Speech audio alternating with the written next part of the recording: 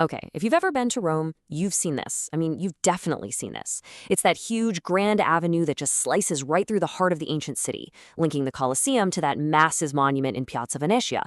It's the Via dei Fori Imperiali. And it looks just as ancient as all the ruins around it, right? Well, what if I told you that's not the whole story? That there's a history here that was deliberately buried, just waiting to be uncovered. So let's get right into it.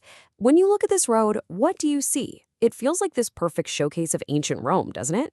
But here's the thing. What if this street isn't actually a window into the past, but a wall that was built to hide it? What if this entire road exists because of a massive, intentional act of, well, historical erasure? Okay, so let's talk about Rome's controversial avenue. To really get what's going on here, we have to start with the road itself because, it's a landmark that's way more modern and way more controversial than you'd probably ever guess. And here's the first big shocker. This road? It's not ancient Roman. Not at all. It's actually a 20th century invention, built in the 1930s. So its story has nothing to do with emperors and gladiators. Nope. It's about a modern dictator who wanted to remake Rome in his own image. So now we get to the heart of it, the street that erased history. Yeah, we're going to start peeling back the layers now. Because building this road wasn't just about laying down some asphalt. It was about totally destroying whatever was in the way to create a brand new, powerful political statement. I mean, just look how fast this all happened. This was not some slow, organic change to the city. We're talking about just over a year and a half.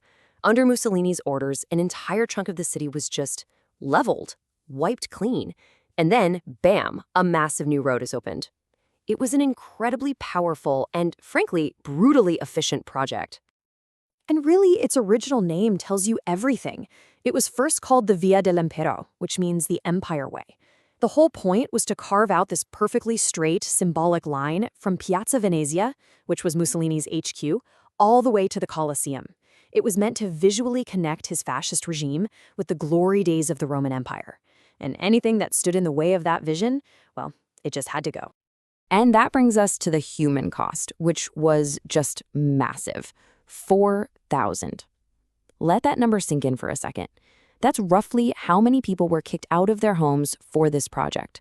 They were just moved, shipped out from the city center to brand new suburbs, and their entire community, their neighborhood, was literally wiped off the map. So what was it that got erased? What was actually there? We're not just talking about a bunch of random old buildings. No, this was a living, breathing neighborhood, a place with its own name, its own identity, and centuries of history. It was called the Alessandrino Quarter. And just look at this old map. You can see how packed it was, this web of little streets and houses. This was one of the most crowded spots in the entire historic center. It had been around since the 1500s. For over 300 years, it was a bustling community full of homes, shops, churches, you name it. This is so cool.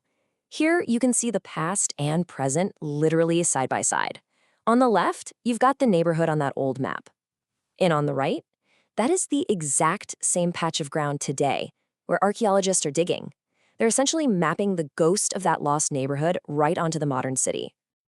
And that brings us right up to the present day, and this idea of digging through time. Because that's what archaeologists are doing now. It's like a reverse demolition. They're carefully, painstakingly digging up the very history that was so quickly buried. It's an incredible process of rediscovery. So there's a specific name for this kind of work. It's called urban archaeology. And it is incredibly challenging. See, in a city like Rome, you're not just digging through dirt. You're digging through thousands of years of people living in one spot.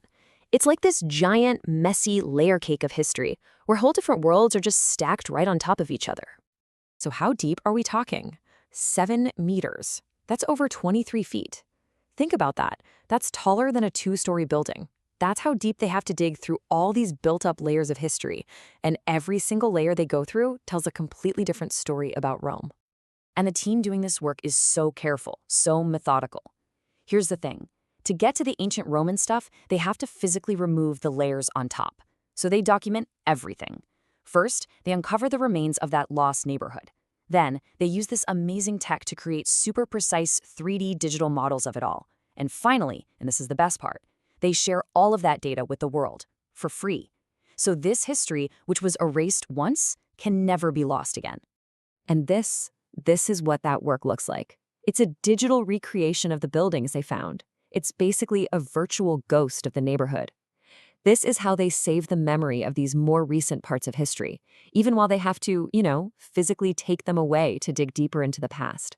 It's incredible. All right, so now we get to the really good stuff, the secrets beneath the street. After digging through the modern road, through all the rubble of that destroyed neighborhood, what are they finally finding at the bottom? What's been waiting down there all this time? Think about it. For almost 100 years, millions of people, millions of tourists have walked right over this spot. They had no idea about the incredible layers of history packed down right under their feet. But now those layers are finally giving up their secrets. And what they're finding is just this wild mix of different eras. It's like a time capsule that got all shaken up. In the same layer of dirt, you'll find these gorgeous Art Nouveau tiles from someone's house in the 1920s. And right next to them, a piece of a beautifully carved marble frieze from the time of Emperor Augustus. That's a 2,000-year difference. It's like a perfect slice of Rome's entire history, all jumbled together. And as they keep digging deeper and deeper, they're finally hitting that Imperial Roman layer, the very history Mussolini's road was supposed to celebrate. There's this ancient writer, Pausanias, who wrote back in the 2nd century about Trajan's Forum. He said it was a wonder, especially its roofs made of bronze.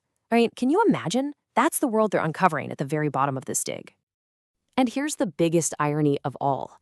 These super careful, super modern digs are giving us a better, more detailed picture of these legendary ancient buildings, like the Basilica Oppia.